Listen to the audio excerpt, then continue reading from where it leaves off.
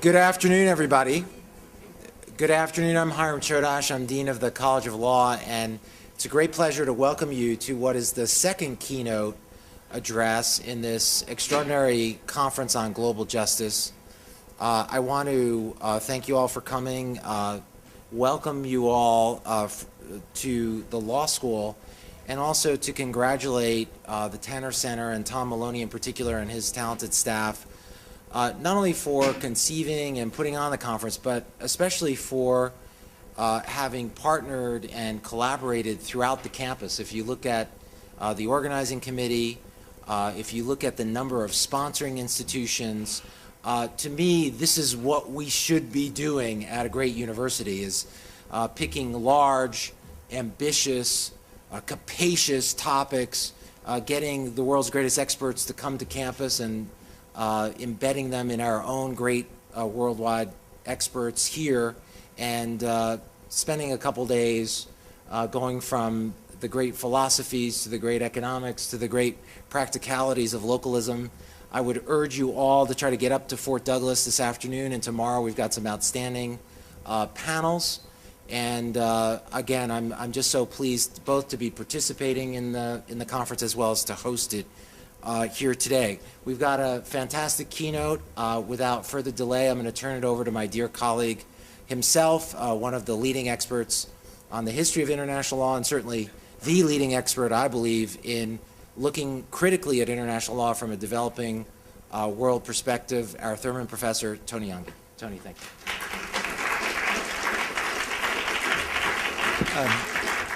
Thank you very much, Hiram, for that kind introduction to myself, I'm going to serve as the introducer of our very distinguished speaker today, Professor Richard Miller from Cornell University. Professor Miller did his PhD at Harvard Law School. I'm sorry, not at Harvard Law School. We are dispensing with the law for the moment because we need the far more important guidance of philosophy.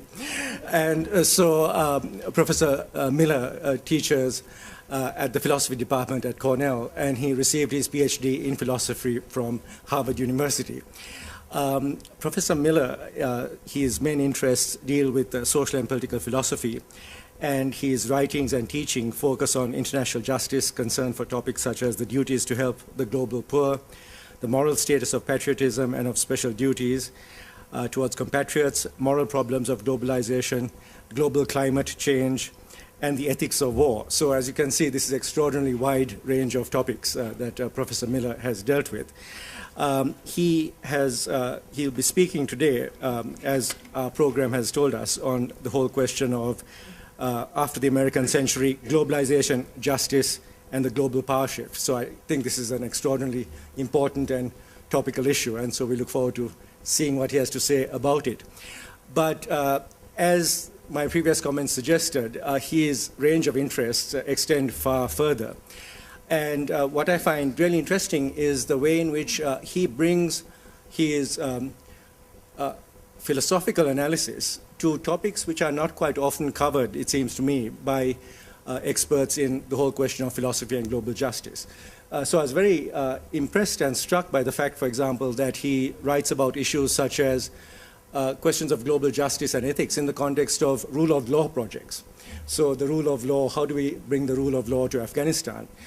He's written on topics like that. So what's really interesting about his writing is how detailed, it's almost like reading something in Foreign Affairs or one of the foreign policy journals, one of the major foreign policy journals, to see how detailed his analysis is about the different strategies that have been employed, about the different possibilities that are available to the United States in these circumstances, and adding to all that the very important layer of philosophical analysis that really reveals very important aspects of the choices that we face in these circumstances.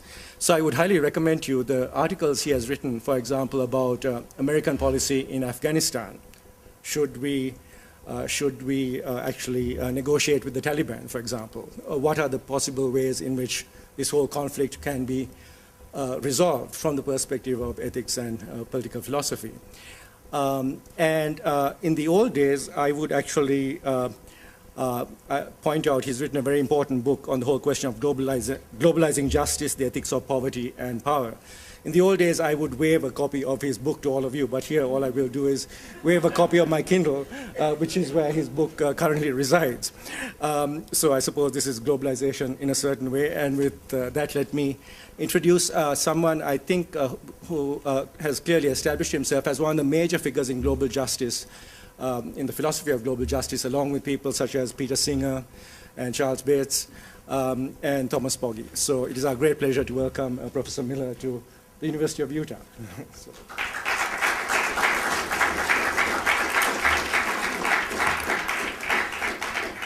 Thank you very much for that very generous and thoughtful introduction, and for waving just the kind of thing an author wants to see raised in front of a room. You can do it in any format, and I'll be grateful. And I really do appreciate, Dean Chodash, the generosity of the Law College. We've been talking in the conference, which I hope you'll all now take part in, about the quality of the conversation that's been made possible by the Tanner Center, by the University of Utah, and of course by individuals as well, Dean Chatterjee and Thomas Bologna as organizers, the many people, above all Victoria Medina, who've made these smooth arrangements, at least they seem smooth to us, logistically possible.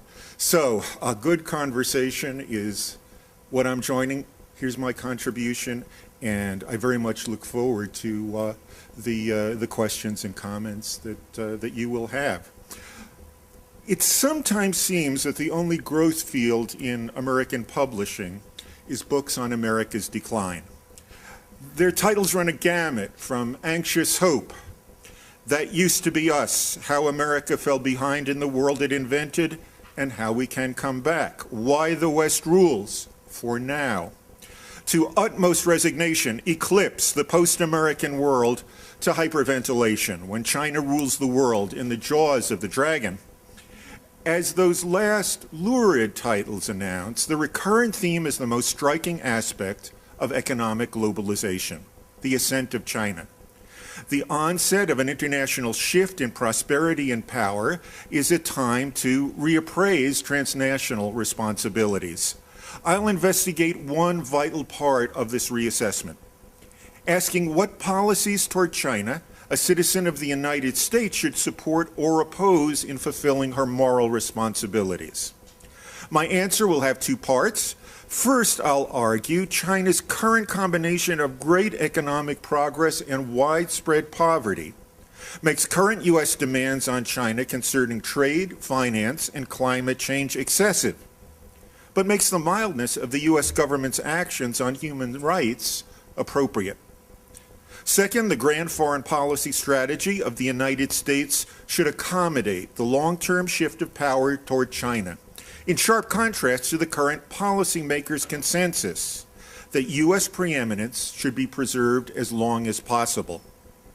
In all of these ways, an American citizen has a political duty to promote the graceful decline of American power.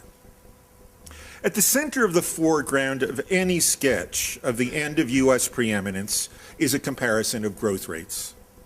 Corrected for inflation, annual growth in GDP averaged 10.3% in China from 1980 through 1990, 10.6% from 1990 through 2000, and 10.9% from 2000 through 2009. The U.S. growth figures were respectively 3.5%, 3.6%, and 2%. The current expert consensus is that China's GDP will overtake the U.S. by around 2030. In terms of world trade, China has already caught up with the United States at 1/10 for each of the sum of exports and imports.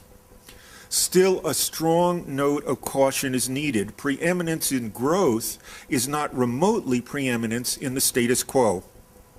U.S. GDP is still about a quarter of gross world product, about the same as in 1980 at the start of China's rise, indeed about the same as in 1970.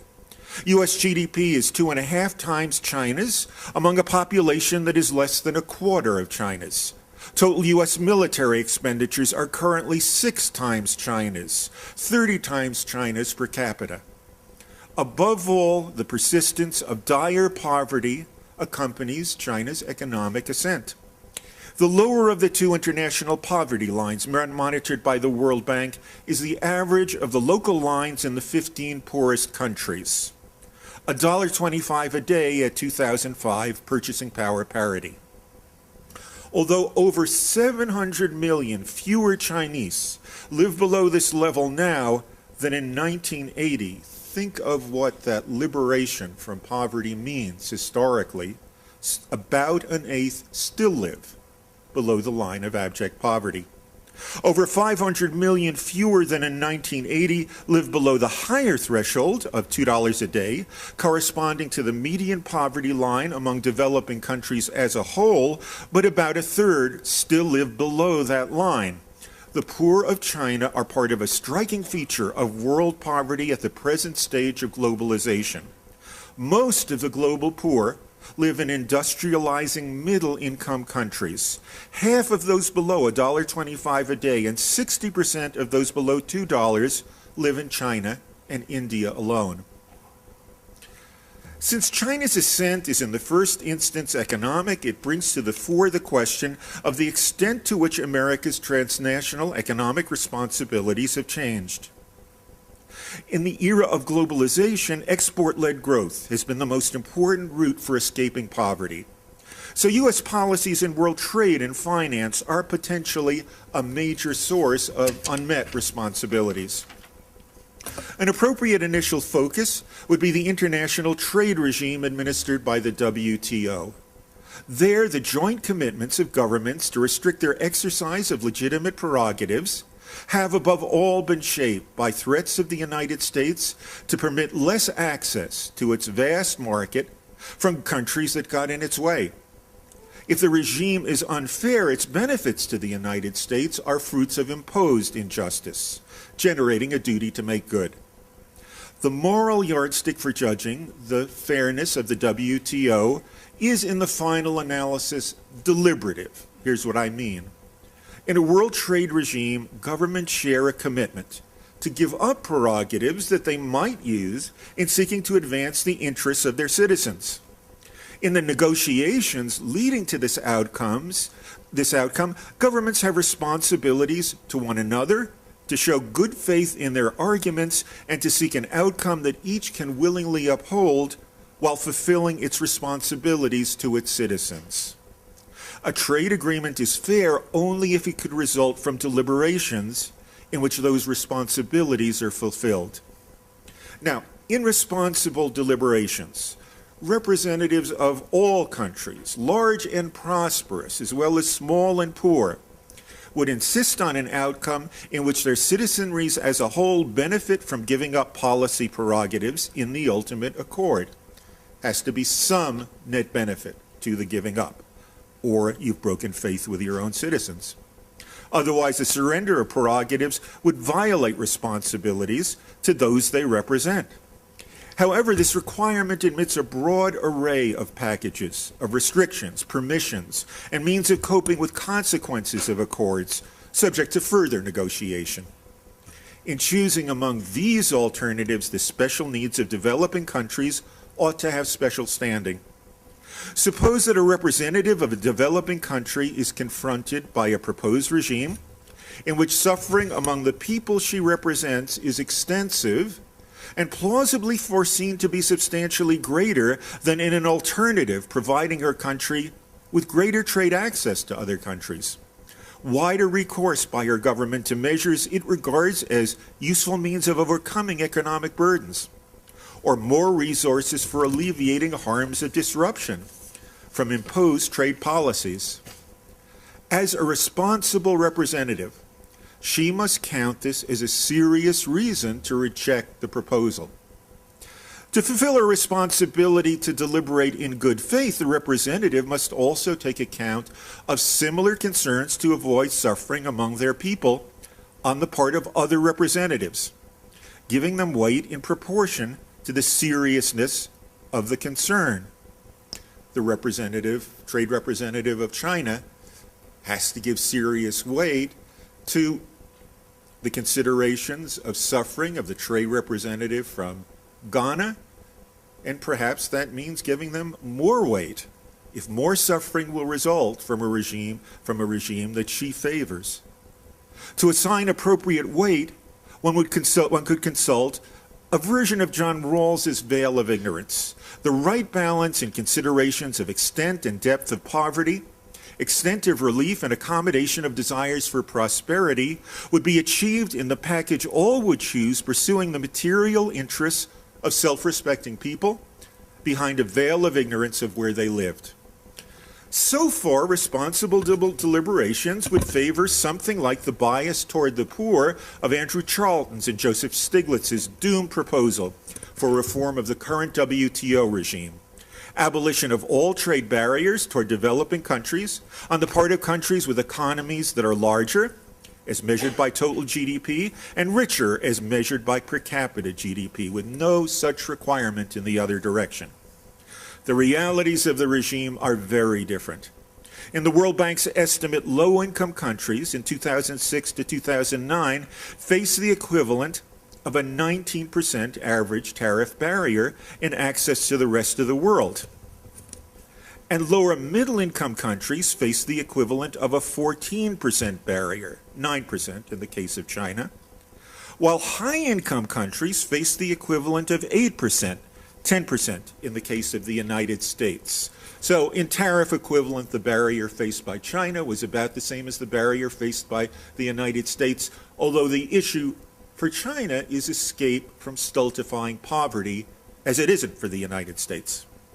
In addition, the current regime bans or restricts policies from which all successful industrializers have chosen components of their path to growth: protection of infant industries, subsidies encouraging exports, subsidies encouraging investment and complementarity in spheres that seem especially promising for growth, and unpaid adoption of more advanced technology. In contrast, the tumultuous path to growth to which countries have been pressed, increased policy-induced trade openness, has on average contributed nothing to growth in developing countries, according to Rodriguez and Roderick's extensive and influential study. Despite the moral force of these arguments, a modification of the WTO Accords that gives developing countries substantially increased access to developed countries' markets without reciprocation is a political non-starter in the United States. What could be more different, for example, from the tenor of President Obama's State of the Union address? Fortunately, rather than chasing after politically impossible remedies to trade injustice, a U.S. citizen can defend a current channel of access as an addition to the WTO Accords that makes the total trade and finance regime fairer. The current remedy is the Chinese government's interventions to keep the exchange rate of the renminbi, the Chinese currency, low, subject to gradual appreciation as economic policy increases reliance on the domestic market. Such policies benefit many millions of poor people. Sidestepping WTO bans on subsidies for specific exports, they sustain what is in effect a general subsidy on exports as part of the policy repertoire for escape from poverty through development. Now I'd like to talk a bit about global warming. In contrast to its generally beneficial trade effect, the economic ascent of China has been bad for the global environment, spewing lots of additional carbon dioxide, which accentuates harms of global warming. China has become the most emissive country in the world, spewing 12% more carbon dioxide than the United States in 2008. Growth in GDP per capita is the most important factor by far in the growth of carbon dioxide emissions from China, nearly 7 times as important in 2000 to 2007 as the next most important factor, the amount of carbon dioxide emitted per unit of energy. In arguments about what to do in response to the greenhouse challenge, complaints about inadequate self-control of China and other rising economies have been the leitmotif of U.S. excuses for not doing more. Not just in the administration of George W. Bush, the president the climate movement loves to hate, but in the administration the climate movement welcomed. Todd Stern, President Obama's special envoy for climate change, attributed the failure of the 2009 Copenhagen conference to a small but vocal contingent led by China, whose premise was that China should be treated the same as Chad. Since conflicts over the division of burdens in meeting the greenhouse challenge are the central source of international excuses for the current stall, there's a pressing need for insight into fair terms for cooperation that take account of everyone's contribution to climate dangers. Again, that hard fact of economic globalization, the persistence of poverty in successful globalizers, plays a fundamental role. Fairness in meeting the greenhouse challenge, and fairness in a trade regime, and I would argue fair political choice in general, have a common core: impartial acceptability that can be modeled in choice behind a veil of ignorance. However, the different subject matters make different burdens, benefits, and interests relevant.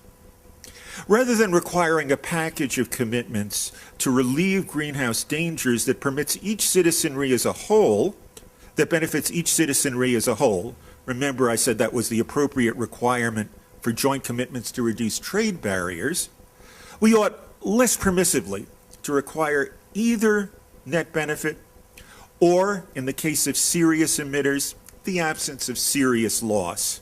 After all, the task is containment of harmful side effects, and those whose conduct poses a substantial risk of contributing to grave harm to others ought to be willing to make some sacrifices, to exercise due caution.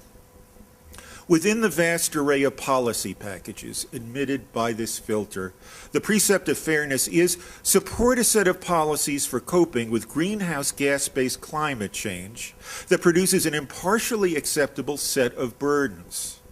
By an impartially acceptable set of burdens, I mean an allocation that each of us around the world would choose in preference to the burden sets imposed by other policy packages, in rationally advancing his or her relevant interests, in ignorance of who the world he or she is.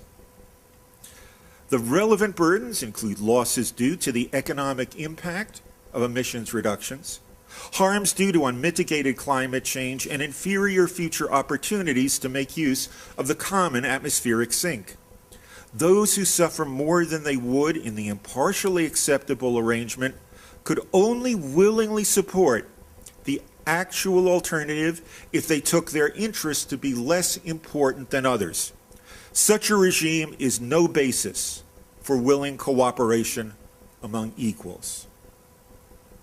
Impartial acceptability of burdens of each kind would strongly favor developing countries, including China, India, and other industrializers. For one thing, the accompaniment of emissions-dependent development by enduring poverty makes the same emissions reduction a greater burden for the people of developing countries, including China. The postponement of escapes from lifelong drudgery, insecurity, or isolation is a much more serious matter than the disruption of unemployment, which is the major human cost, and it is a serious human cost, of policy-induced emissions reduction in developed countries. The second sort of burdens, harms due to unmitigated climate change, are also bound to be especially heavy in developing countries, including China. In part, this is the outcome of terrain. For example, huge numbers of people in East and South Asia live in coastal lowlands, especially affected by rising sea levels. Mostly the greater impact reflects the economic, social, and political situations of people in developing countries, whose ways of life tend to be more sensitive to climate change, more rural, more based on farming, and who have fewer resources for adaptation. Finally, fair climate deliberations should see convergence in per capita emissions to avoid burdens of inferior opportunities to make use of nature. Despite the ascent of Chinese greenhouse gas to first place, inequalities in per capita emissions are dramatic. 19 metric tons of carbon dioxide in the United States per capita in 2007, compared to 4.3 in China, 0.3 in Bangladesh, 1.4 in India, 1.9 in Brazil, remember the US is 19, and 4.6 in the world at large. No doubt, the government of China should do more to commit itself to its fair share of an adequate response to the greenhouse challenge. However, driven in part by concerns for energy efficiency and future resource shortage and by pressure from domestic protests against pollution, China has traveled a significant distance toward its fair commitments. In the confidential assessment of the organizers of the Copenhagen Conference, China's pledges and voluntary commitments entailed a savings in 2020 emissions 3 times greater than announced American aspirations, which later collapsed in Congress. Americans should regard China bashing as a major obstacle to meeting the greenhouse challenge. Now I'd like to say some things about human rights in China.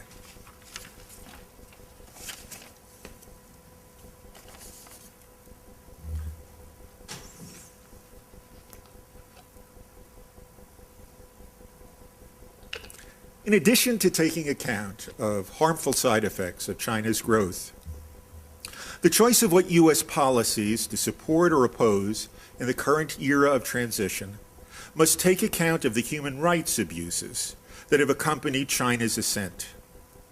While the United States and European governments sometimes mildly express concern about a few well-reported instances of repression, they've imposed no real cost since the Tiananmen Square massacres of 1989. Should people in the United States seek further pressure by their government and its allies, or in any case more assertive condemnation? I'll argue that we should not, largely on account of the combination of poverty and economic progress.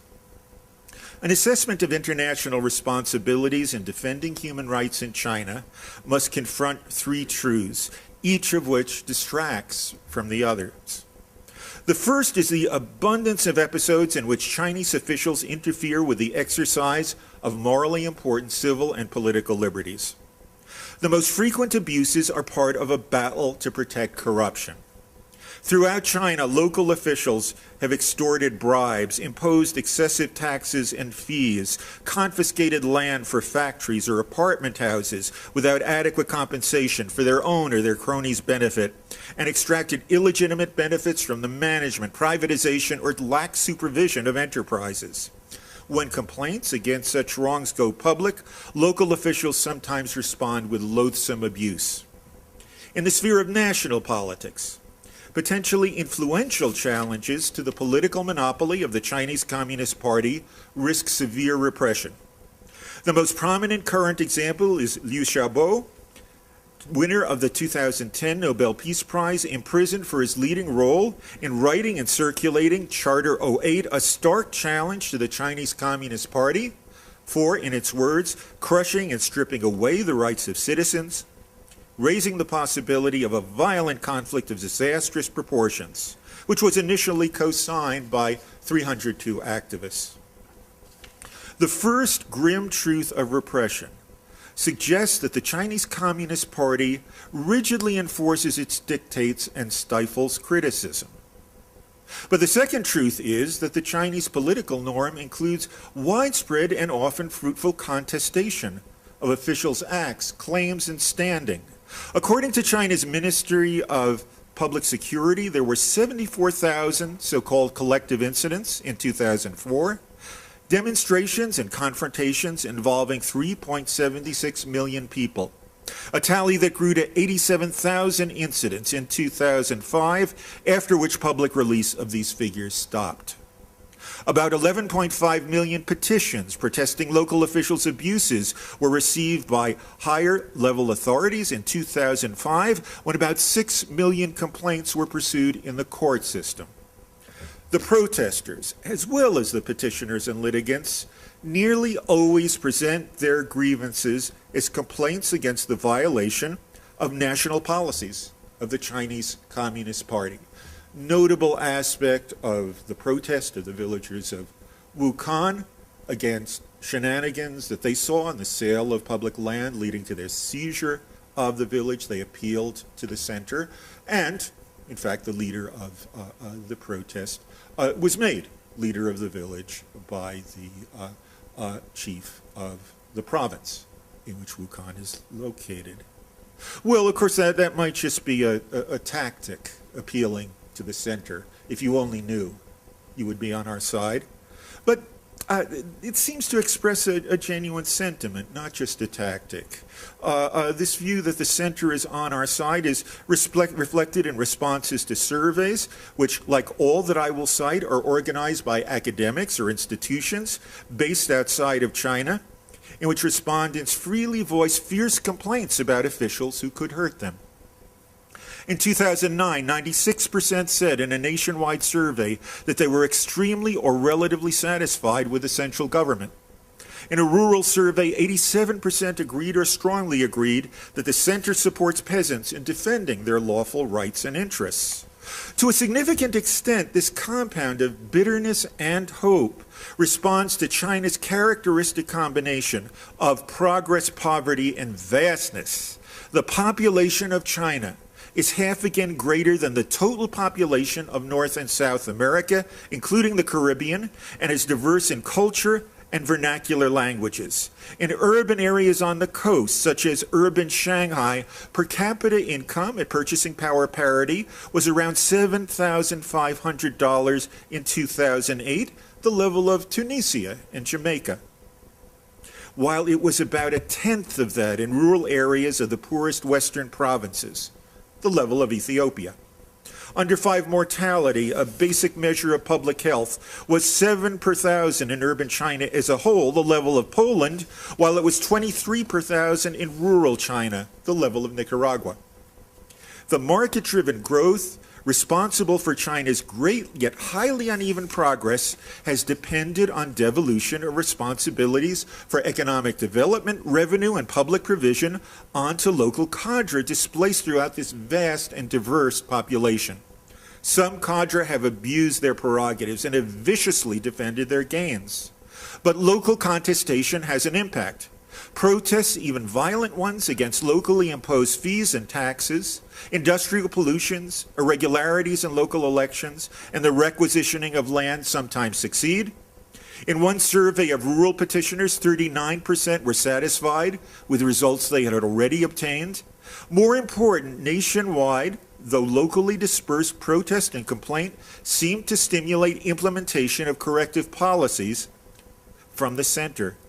The great wave of rural protests at the turn of the century contributed to the conversion of ad hoc rural fees to a set local agricultural tax and then to the abolition of the tax. Publicity and help from higher up advanced the dormant project of elected village committees with meaningful rights of oversight. The construction of a national safety net with emphasis on the flow of revenues from the center into areas that had been left behind in China's rise became the central theme of the Hu Wen regime, part of an effort to provide a harmonious society in the face of mounting popular dissonance. Local protests with specific targets are just part of the contestation that the authorities sometimes respond to in a positive way, sometimes punish, and always seek to contain. Estimates of the number of NGOs in China range from 300,000 to 1 million. Over 500 million Chinese use the internet more than in any other country. In the constant cat and mouse game with government censors, the mice often win. A quarter of internet users regularly use proxy servers to move beyond the center's range.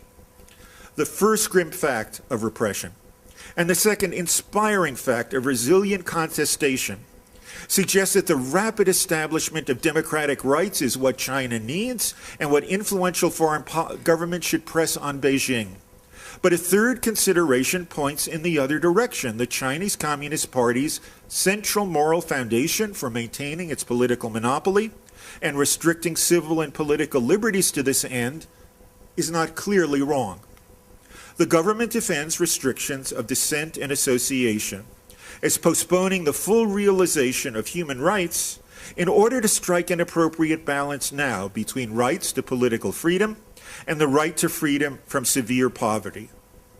That the reduction of severe poverty can properly take priority if it conflicts with civil and political rights that should otherwise be upheld is, I think, plausible. What makes human rights valuable is above all their role in advancing people's autonomy, their capacity to shape their own lives according to the goals, projects, and relationships with which they identify. Stultifying drudgery, or a constant search for means to support oneself and one's dependents, interfere with this goal.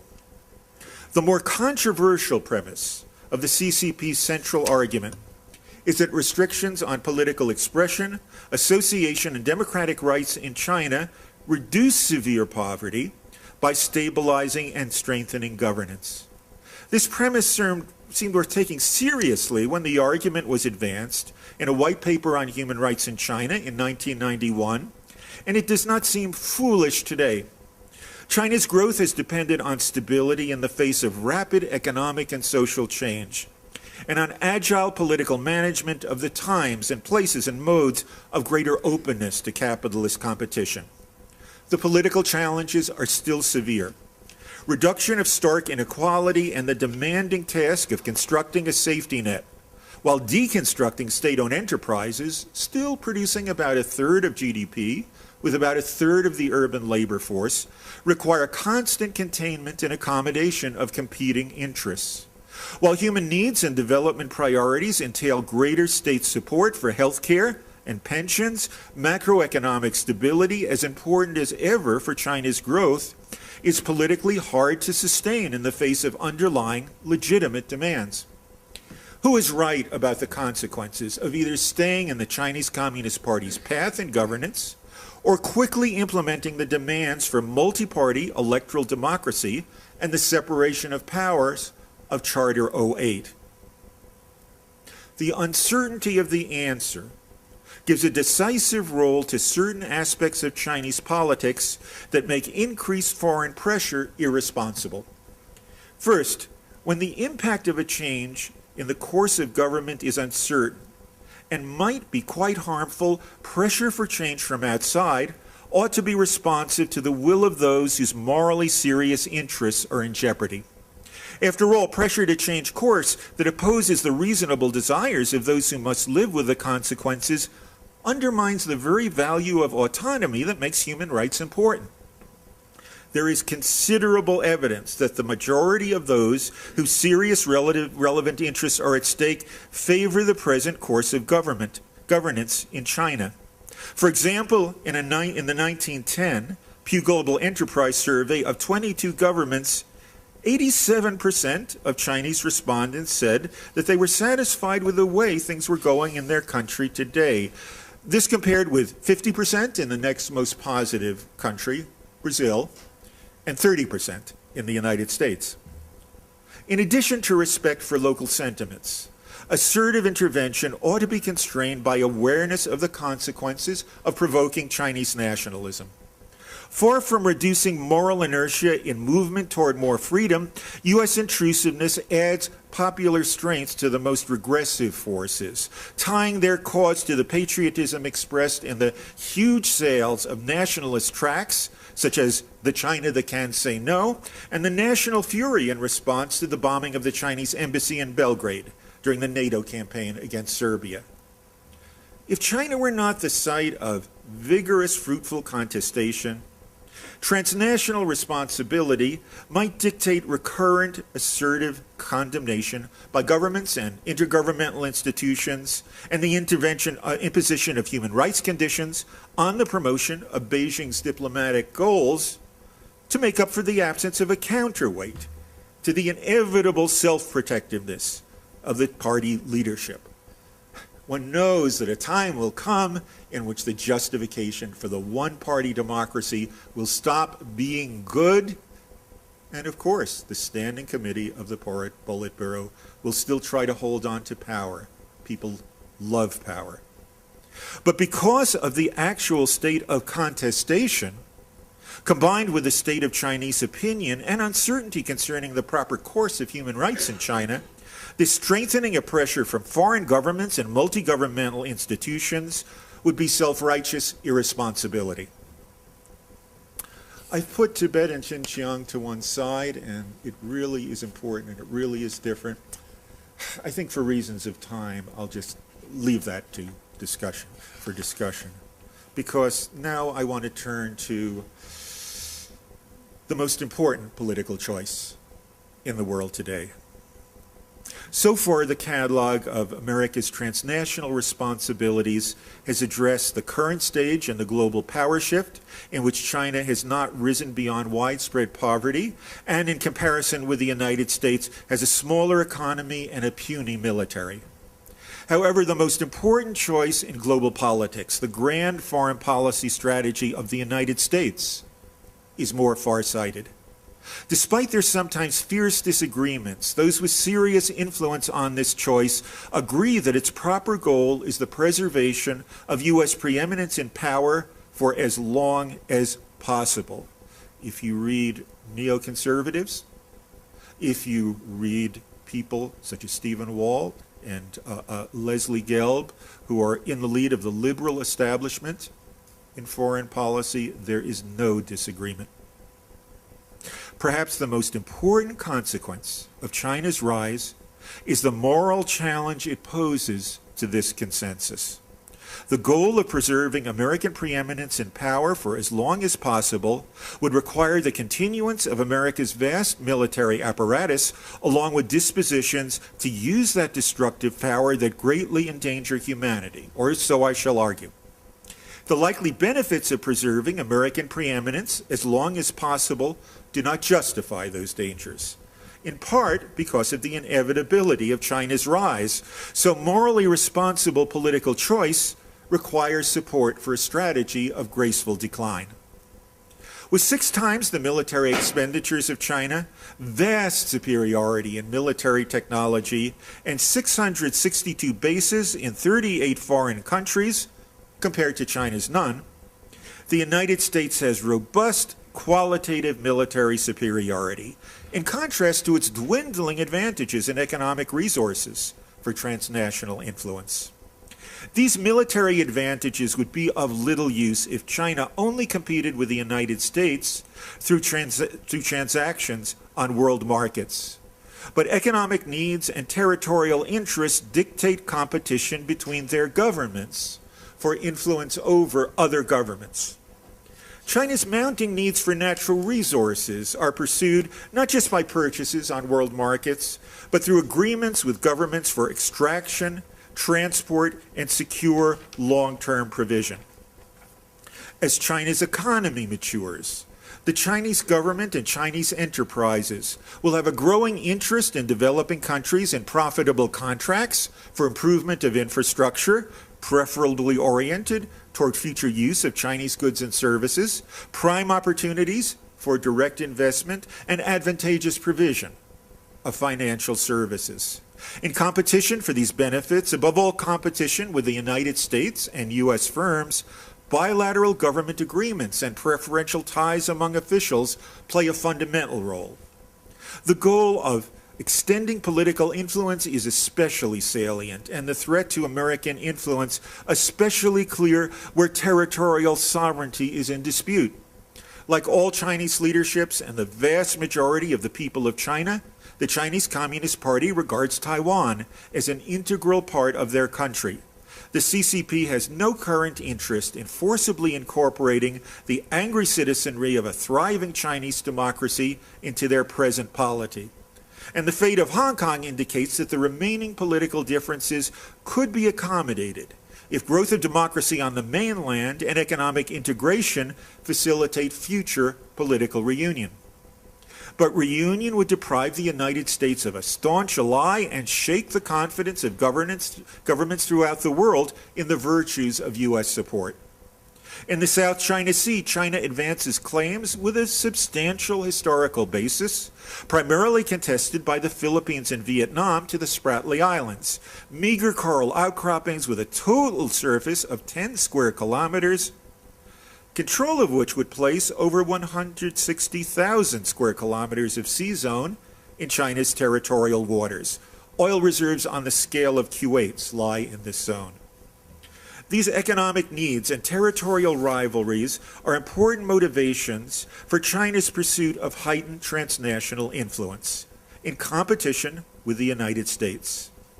In the face of this challenge, America's military primacy is centrally important.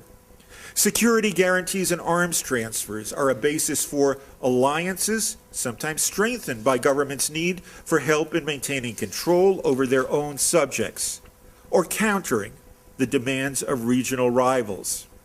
When it suits U.S. interests as perceived by the current presidential administration, the unparalleled military resources of the United States can be used in an effort to destroy governments, gain access to what they control, and discourage others from following their lead.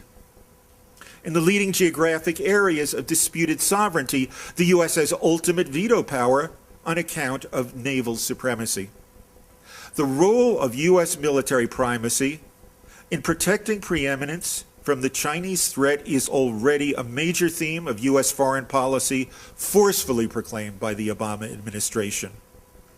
The new U.S. strategic guidelines announce that while the U.S. this is a quotation from the new guidelines, while the U.S. military will continue to contribute to security globally, we will of necessity, the emphasis is italicized in the original, we will of necessity rebalance to the Asia-Pacific region. The subsequent specification of primary missions includes project power despite anti-access, area denial challenges, and in describing this mission, explicitly notes that China poses a challenge that must be met. Using military power to maintain strong alliances where China seeks to expand its influence, exercising a naval veto in territorial disputes, and encouraging countries that are held, protected, or sustained by U.S. military power to reject agreements sought by China are rational means of continuing the primacy of U.S. power for as long as possible in the face of China's rise. But the dangers of the means are morally excessive. A citizen of the United States should reject this goal in favor of support for compromise, sharply reduce military expenditure, restraint in official criticism, and lesser exclusivity in alliance and patronage, all of which will hasten the decline of American power. First, there are the human costs to people in the United States of the enormous diversion of resources to the apparatus of destructive power. Second, the use of this apparatus to limit Chinese influence and block China's long-term territorial goals is bound to accelerate Chinese military spending at even greater cost to the poor of China. Most important of all are the dangers of violent conflict. The more the United States exploits the full potential of its military power to sustain spheres of influence that retard the political influence of China, the more reason China will have to expand its own influence on this military basis, promoting insecurity and instability in U.S. allies. In the construction and defense of spheres of influence, support for insurgencies, invasion by proxies, and support from battle client regimes are rational strategies that can serve great powers well. Possibilities of violent conflict between China's ally Pakistan and America's India, and even between the true great principles, become more likely the more the United States relies on military alliances and military threats to contain Chinese influence. Not very likely, but too dangerous to be ignored. Nonetheless, those who support the goal of preeminence, continued for as long as possible, take the continued supremacy of the United States to be on balance a source of tranquility, despite the violence sometimes required to maintain order. The United States certainly does at present often impose order that is better than the disorder that would otherwise ensue. But defense of the goal on the basis of a humane preference for order cannot withstand two realities of disorder and change. First, the appeal to tranquility ignores enduring tendencies of the United States in world affairs. In the making of U.S. foreign policy, when violent foreign initiatives are assessed, guesses about what will best promote U.S. global power are decisive. While avoidance of consequent deaths of people in developing countries does not have substantial countervailing influence. This process of policy making produces vast death and destruction. Consider just the toll in Iraq over the last 2 decades. In the first Gulf War, precision-guided weapons destroyed the power stations on which refrigeration, water supply, and sewage treatment depend, and attacks intended, in the words of Air Force planners, to strike against all those things that allow a nation to sustain itself. To let people know, get rid of this guy and we'll be more than happy to assist in rebuilding. Further U.S. initiatives during and soon after the war, including sanctions blocking reconstruction, produced over 100,000 Iraqi deaths apart from Iraqi soldiers within a year after the start of military operations. Vigorous defense of the sanctions by the Clinton regime, blocking imports needed to reduce sanitation and health care in Iraq, sustained a public health crisis that ultimately led to 100,000 or more excess deaths among Iraqi children under 5. The invasion and occupation of Iraq produced over 500,000 excess deaths. The U.S. intervention in Vietnam, the sponsorship of the Mujahideen in Afghanistan, and the Mobutu regime in the Congo, and the restoration of mayhem in Somalia through the 2007 invasion of America's client, Ethiopia, add millions more to the death toll of disorders sustaining U.S. preeminence. Second, continuing U.S. preeminence for as long as possible does not mean preserving it forever. It now seems likely that this preeminence in power will end in the course of this century on account of China's rise. A grand strategy of forceful resistance to this ascendancy by the United States will strengthen the elite factions and the segments of public opinion that favor military assertiveness in both countries. Okay, almost done. It will weaken the prospects for the mutual trust that depends on the experience of successful cooperation. So when the final transition to China's eminence in power comes, it is more apt to be violent, less apt to be implemented in cooperative institutions that are the sites of compromise, persuasion, and mutual advancement. Of course, no U.S. president will ever be elected on a platform of graceful decline in American power. Still, loss of support for the basic trend of U.S. foreign policy among a significant growing minority of Americans and difficulties in forming alliances due to foreign public opposition are significant costs in reduced power. By providing strategic reasons for retreat and compromise, moral opposition outside the corridors of power can make a difference. Perhaps this moral advocacy of graceful decline will help to achieve 2 firsts in world history. One is the first occasion on which a serious challenge to the preeminence of one power or concert of powers by an ascendant power will have avoided great bloodshed without reliance on close historical and cultural ties, such as those that bound the United States and Great Britain. The other is the achievement of an international order based on genuine willing cooperation among the citizenries of the participating governments rather than the bullying, manipulation, and acquiescence that now largely shape globally important treaties, institutions, rules, and alliances.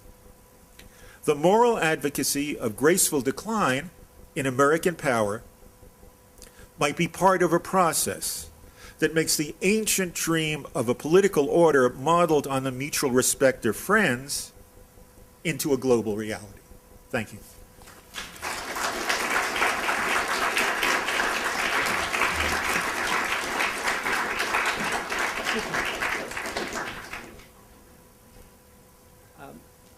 Thanks very much, Professor Miller, for that extraordinarily wide-ranging set of ideas and a very controversial set of ideas, which is precisely what this conference tries to stimulate. And you have left us with a great deal to discuss. And of course, your topic is extraordinarily current, given the visit of recent visit of the Vice President of China to the United States. And it's wonderful to have a situation where we can sort of combine WTO negotiations as seen from the perspective of John Rawls and to think about U.S. foreign policy in a much broader context, and yet think of that foreign policy in terms of the implications that such foreign policy has for each of us, all of us who live here, and how we should consider these issues. So let me just open the floor to questions. Thanks.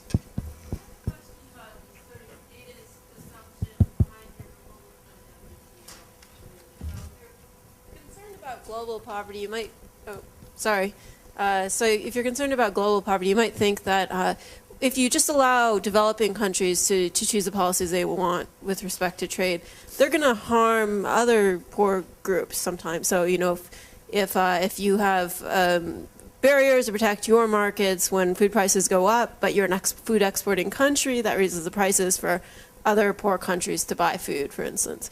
So that it may not be the best for global poverty, all things considered. I don't know if you care about that, but I thought I'd ask. Oh, I do, and I'm not sure that we disagree. I take a global trade regime to be one in which governments give up prerogatives, their legitimate prerogatives, to advance their economy. That's why I emphasize what would make deliberations among governments responsible. But remember that it's my view that if you want all representatives to act responsibly in these negotiations, you have to respect the responsibility of representatives of poor countries to reject policy alternatives that would increase suffering as compared to other alternatives among the people of their country. Also, there's an obligation to bargain in good faith, which is general. And that obligation says that a reason that you advance can't just be good for you and your people. It has to be good for other people and good in the degree to which it holds. So, of course, if there were an export regime that would cause misery in many poor countries in excess of the advantage to the food exporters, those reasons would have to be respected. How do you balance them? Proposal, you balance them impartially behind a veil of ignorance of whose burdens are going to be yours. So I think that gets us in basic agreement, though, of course, the balancing can be difficult. Madam, would you like to introduce yourself? Yes. Yeah, hi, I'm Cindy Starkman. Hi. Oh, sorry. So I wanted to ask you a question about your application of RALs to these international questions. So it seems like there's a sort of theoretical obstacle to that, which is that for Rawls, part of the rationale for his contractarian approach is that he thinks of the participants of a society as more or less within a closed system, and they're in relations of cooperation with one another, and therefore it's fair, he thinks, for them to decide together how they ought to distribute out the goods that they jointly produced, and so on. And so there seems to be an obstacle to applying the Rawlsian view to a global situation. And I wondered if you thought that either that aspect of the Rawlsian apparatus just isn't that important, or whether you think that at this point, with the level of globalization that we have, that we ought to think of the entire globe as one system of social cooperation, or maybe you have some other alternative. Yes, well, making sense of Rawls's legacy is still a very live, very important project. I entirely agree. I do think that the material that Professor Stark was alluding to in Rawls's great book, A Theory of Justice, on seeing society as a closed system, right, he's quite clear that this is just a simplifying assumption, because domestic justice is very, very hard to figure out. So let's first figure it out. What happens if you accept the fact that there's a lot of interaction across borders? Well, some people say right away you have to generalize Rawls's original position, his veil of ignorance procedure, and his principles. I certainly don't think you have to generalize his principles, because I think they wouldn't be chosen in a global veil of ignorance of individuals.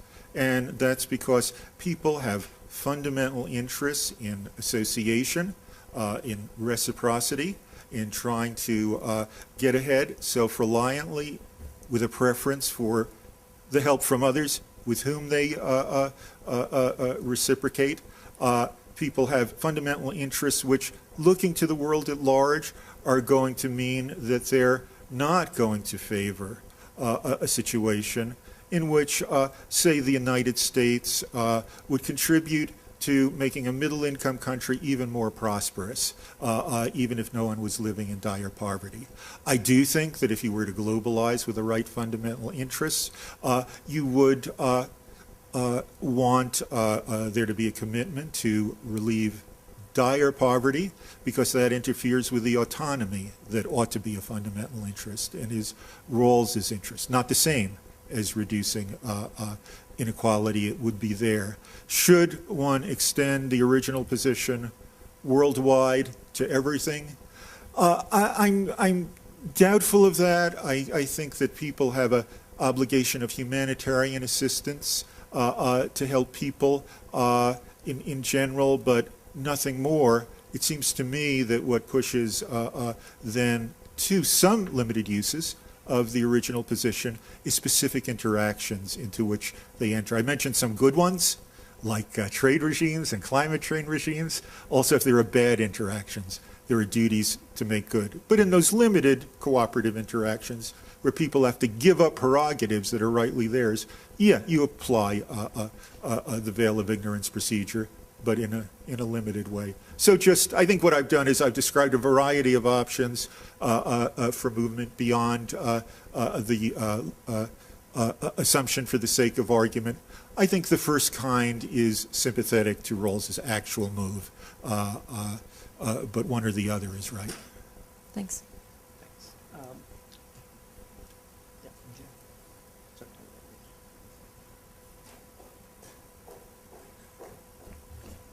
Professor Miller, thank you so much for a very provocative and interesting talk. I'm Professor Erica George, and I teach human rights here. Yes. But my is limited to just that. I want you to talk further about from a veil of ignorance to perhaps a curtain of compassion. I wanted to try to understand how you might approach the concept of interdependence and indivisibility in an interrelationship.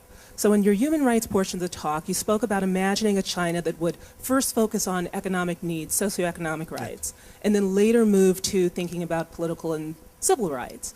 And there's a growing understanding in the human rights arena that really that might be a bit of a false dichotomy, that perhaps you require both sets of rights, that they're indivisible, that they're interdependent, and they're fundamentally required, perhaps in equal measure, maybe we can rank them. But I'm thinking of Amartya Sen's work on famine and how freedom of expression and organization allows you to early identify the kinds of crises that are humanitarian and impact people in deep poverty. So is there a philosophy of interdependence? You mentioned in response, you said association and reciprocity. Perhaps that's a place for it. And the second part is the graceful decline of the hegemonic power of the United States. Might it be the case that we ultimately become so interdependent and intertwined with China that if we go down, they come with us? Might there be some way, are we too big to fail in a way in our relationship with them? So could we envision something different than gracefully declining than maybe mutual assent? And keeping this connection of conversation around human rights.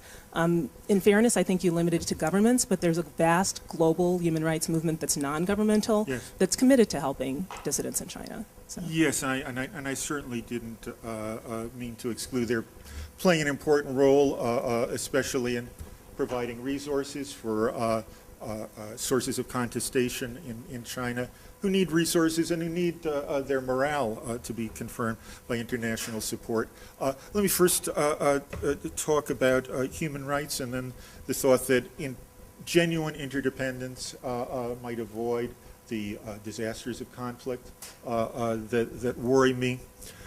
Look, as far as human rights are concerned, as far as the target is concerned, I think these questions, the question of whether to extend Rawls's way of reasoning, his social contract way of reasoning, for those of you who haven't read Rawls, worldwide, really is neither here nor there, because I agree with you about the importance of compassion.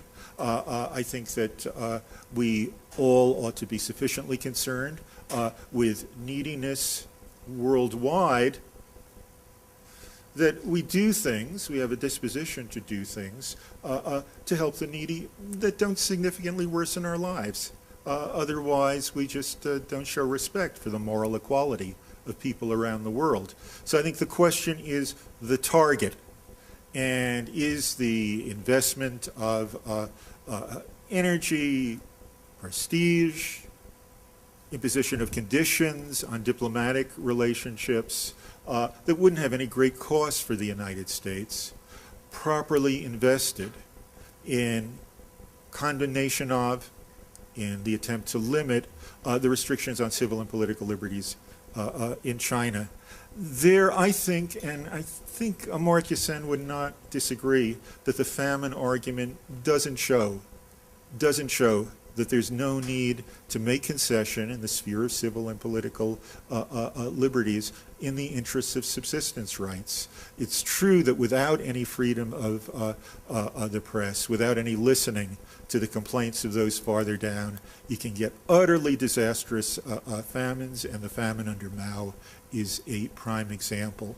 The responsiveness that exists in China today is responsiveness enough. On the other hand, Sen never said that India-style freedom of the press would guarantee against malnutrition, would guarantee against the slower death of widespread destitution. And in fact, although China in 1980 was worse off than India, now a third of the people of China live below $2 a day, 3/4 of the people of India live below $2 a day. And that's a level of suffering, and it gets worse in India and rarely gets worse in China, that leads to a lot of death, a lot of deprivation of autonomy. So my thought is that it may be that the trade-off here is real. It may be that a quick elimination of the political monopoly of the Chinese Communist Party and the restrictions that go with it is not in the interests of the people of China. And if that may be, I don't know the answer, it's for the people of China to decide, and they seem to have made that decision. As far as economic independence, and if we go down, they go down, is concerned, I think that would work if the objective of the U.S. foreign policy establishment was for the United States to be as prosperous as possible. But they want us to be number one, and of course that's not about prosperity. And if it's a matter of prosperity, people doing well economically, Norway's number one, or maybe Luxembourg is number one. Well, we haven't been number one for a long time. The consensus is that the United States should be the hegemon, as it's sometimes said, that the United States should have preeminence and ability to get other countries to do what they otherwise wouldn't do. And that's what I meant by preeminence in power. And there, it seems to me that there are things in the way of resources and territorial claims that China strives for that have to be blocked for the U.S. to be number one in power for as long as possible. So that has to be given up. But I agree that giving that up doesn't necessarily mean giving up U.S. prosperity. If it meant giving up a little bit of U.S. prosperity, I think it would be worth it, but I haven't made the argument that it does. Perhaps if I could just take these two questions together, because we're short of time. So if, this gentleman first, and then you. I'm Sam for Bashir. What's been left out of this discussion is the status of women. And it strikes me that in societies where women are more valued, that you have more economic prosperity, the brain power of the country gets doubled.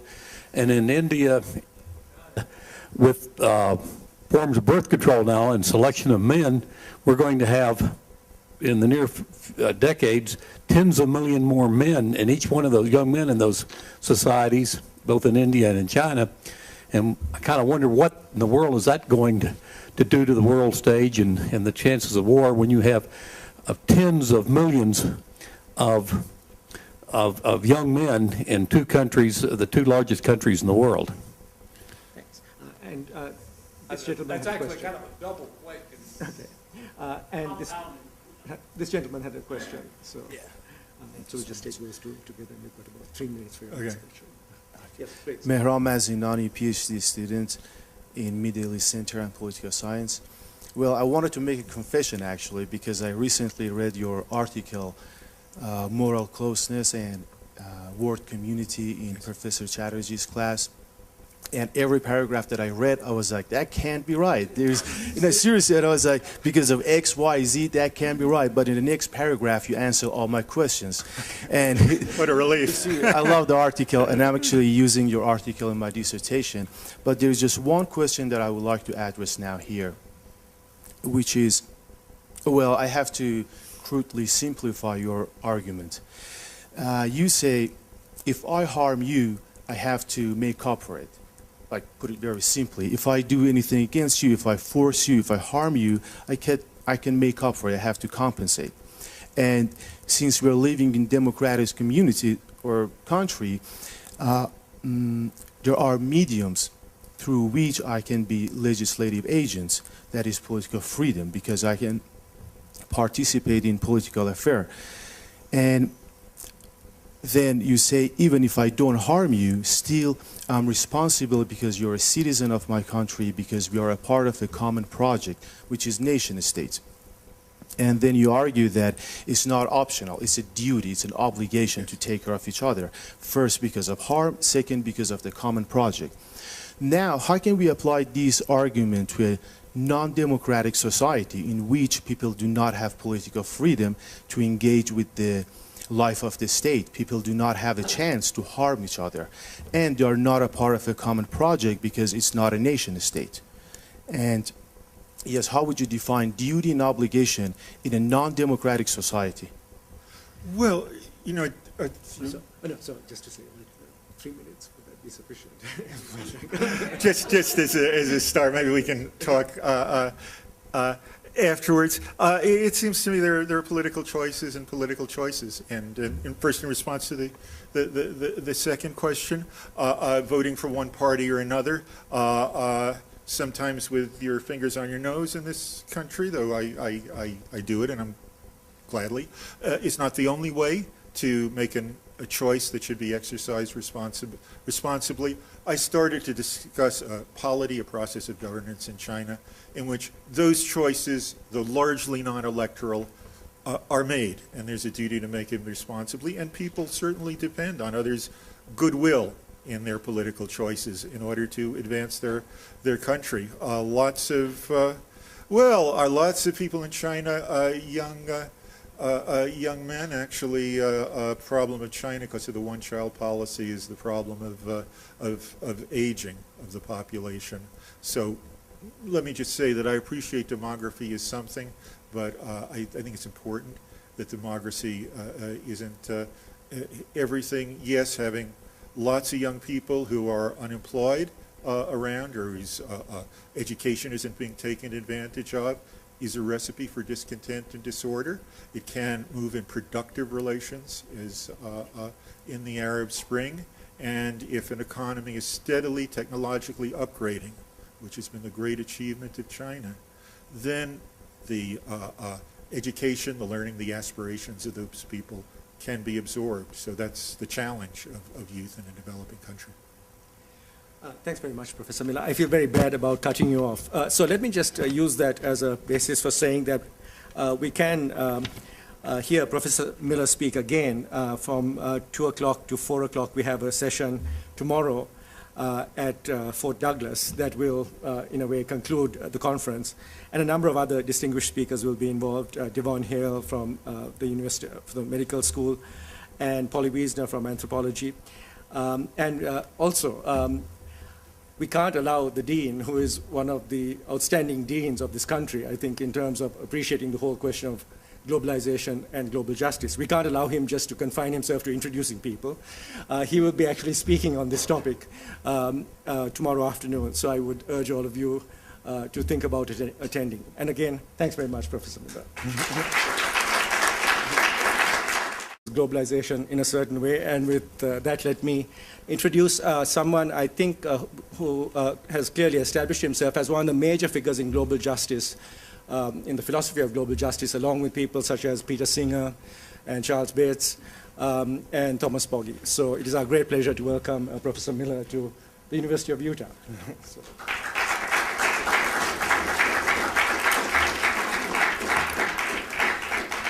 Thank you very much for that very generous and thoughtful introduction, and for waiving just the kind of thing an author wants to see raised in front of a room. You can do it in any format, and I'll be grateful. And I really do appreciate, Dean Chadash, the generosity of the Law College. We've been talking in the conference, which I hope you'll all now take part in, about the quality of the conversation that's been made possible by the Tanner Center, by the University of Utah, and of course by individuals as well, Dean Chatterjee and Thomas Bologna as organizers, the many people, above all Victoria Medina, who've made these smooth arrangements, at least they seem smooth to us, logistically possible. So a good conversation is what I'm joining. Here's my contribution, and I very much look forward to the questions and comments that you will have. It sometimes seems that the only growth field in American publishing is books on America's decline.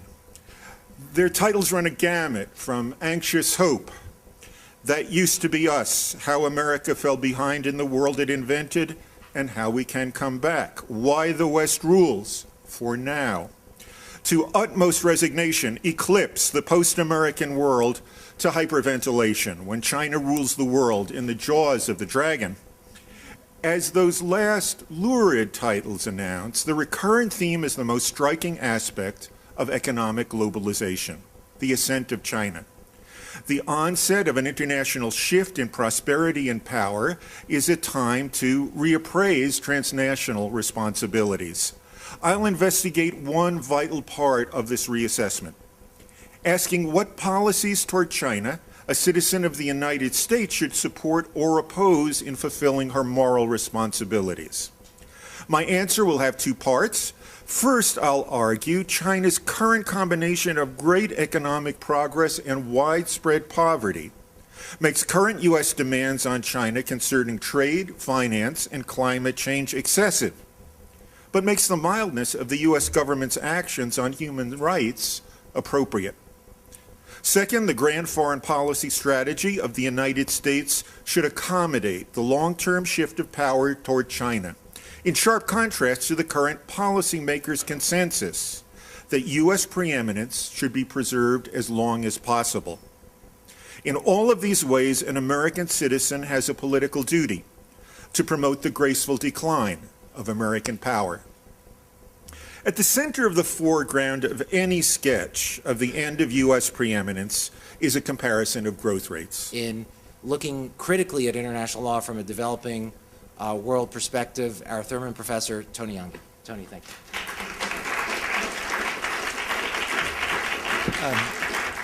Thank you very much, Hiram, for that kind introduction to myself, who I'm going to serve as the introducer of our very distinguished speaker today, Professor Richard Miller from Cornell University. Professor Miller did his PhD at Harvard Law School. I'm sorry, not at Harvard Law School. We are dispensing with the law for the moment because we need the far more important guidance of philosophy. And so Professor Miller teaches at the philosophy department at Cornell, and he received his PhD in philosophy from Harvard University. Professor Miller, his main interests deal with social and political philosophy, and his writings and teaching focus on international justice, concern for topics such as the duties to help the global poor, the moral status of patriotism and of special duties, towards compatriots, moral problems of globalization, global climate change, and the ethics of war. So as you can see, this is an extraordinarily wide range of topics that Professor Miller has dealt with. He'll be speaking today, as our program has told us, on the whole question of, after the American century, globalization, justice, and the global power shift. So I think this is an extraordinarily important and topical issue, and so we look forward to seeing what he has to say about it. But as my previous comments suggested, his range of interests extend far further. And what I find really interesting is the way in which he brings his philosophical analysis to topics which are not quite often covered, it seems to me, by experts in the whole question of philosophy and global justice. So I was very impressed and struck by the fact, for example, that he writes about issues such as questions of global justice and ethics in the context of rule of law projects. So the rule of law, how do we bring the rule of law to Afghanistan?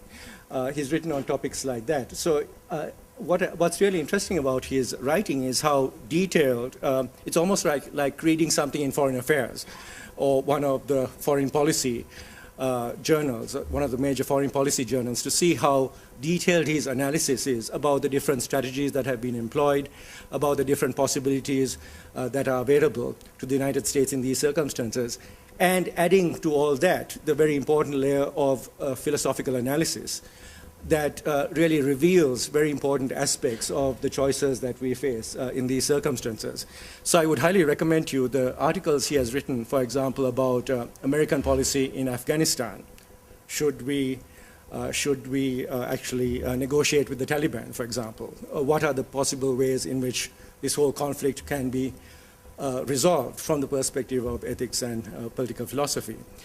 In the old days, I would actually point out he's written a very important book on the whole question of globalizing justice, the ethics of poverty and power.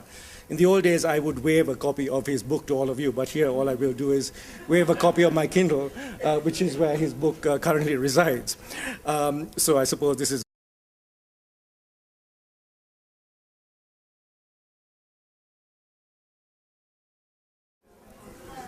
Good afternoon, everybody. Good afternoon. I'm Hiram Chodash. I'm Dean of the College of Law, and it's a great pleasure to welcome you to what is the second keynote address in this extraordinary conference on global justice. I want to thank you all for coming, welcome you all to the law school, and also to congratulate the Tanner Center and Tom Maloney in particular and his talented staff, not only for conceiving and putting on the conference, but especially for having partnered and collaborated throughout the campus. If you look at the organizing committee, if you look at the number of sponsoring institutions, to me, this is what we should be doing at a great university, is picking large, ambitious, capacious topics, getting the world's greatest experts to come to campus and embedding them in our own great worldwide experts here, and spending a couple days going from the great philosophies to the great economics to the great practicalities of localism. I would urge you all to try to get up to Fort Douglas this afternoon, and tomorrow we've got some outstanding panels. And again, I'm just so pleased both to be participating in the conference as well as to host it here today. We've got a fantastic keynote. Without further delay, I'm going to turn it over to my dear colleague himself, one of the leading experts on the history of international law, and certainly the leading expert, I believe,